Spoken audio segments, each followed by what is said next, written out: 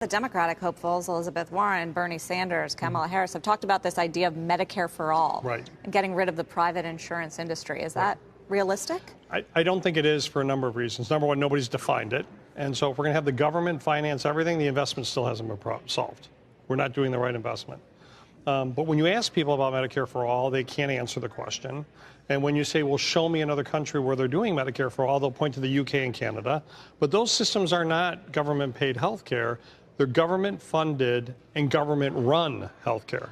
And we have a system like that in the United States. It's called the VA, which right now is not doing so well. And so what does the model really look like is question number one. Question number two, how much will it cost? And if you just finance a bad investment, you're going to get a bad result.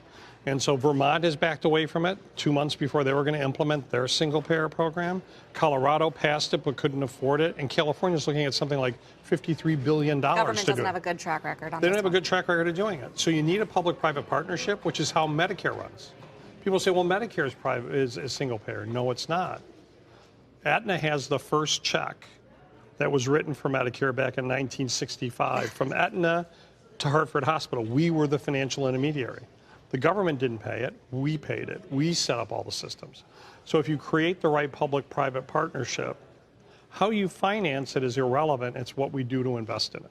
Vice President Biden has talked about a solution where it's just restoring the Affordable Care Act. Where are you on that? Because you did pull out of a lot of the exchanges in your time at Aetna. It just didn't seem to work. The Affordable Care Act could have been solved a lot simpler than what we created. If we would have just reduced the age for Medicare and means tested that difference between the current age, let's say 55 and 65, and allowed people to buy in, and we had allowed Medicaid expansion to occur, we could have done exactly what the ACA has done, a lot cheaper. In two systems that already work from a financing standpoint and are structured and supported, by the way, by the industry in both, right? We are the financial intermediaries for both Medicare and Medicaid. And this is obviously going to be a top-of-mind issue for voters going into 2020. What do you think is going to resonate most? Whose plan? What ideas? Yeah, I think what people want to know is it's going to be better. Cheaper. And cheaper. And so if you look at, for example, the Amazon business model, what can I do to leverage my platform to meet an unmet customer need that is reliable, credible, and affordable? That's the same problem in healthcare. The unmet need is you're waiting until I'm broken to fix me.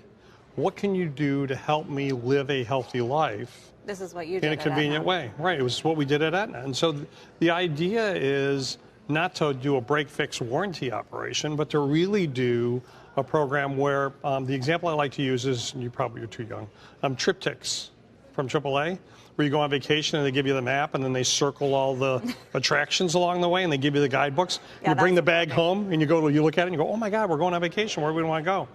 Well, if we were able to do that for healthcare and say, I want to live a healthier life, what are the things that work for me in the life I want to lead, and how does health get out of the way of the life I want to lead? Then you got people's attention and they'll engage. Has the Trump administration done anything to move the system forward or backward?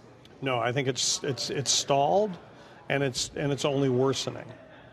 The healthcare costs are breaking the back of our economy. And so this is obviously going to be top of mind.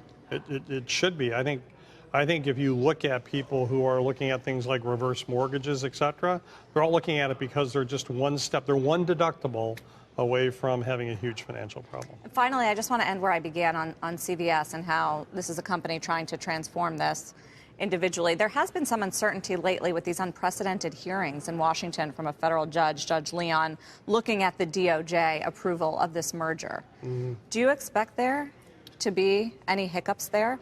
After having been through the Humana transaction, I quite frankly That got rejected? Yeah, that got rejected. I don't take any bets on what's going to happen with the DOJ and the judge. I think that's legitimate to be concern. seen. I think it's something that people are confident can get through, but I think the judge has got to rule and do what he needs to do. And so I don't make any bets on that, and nor do I do any predictions.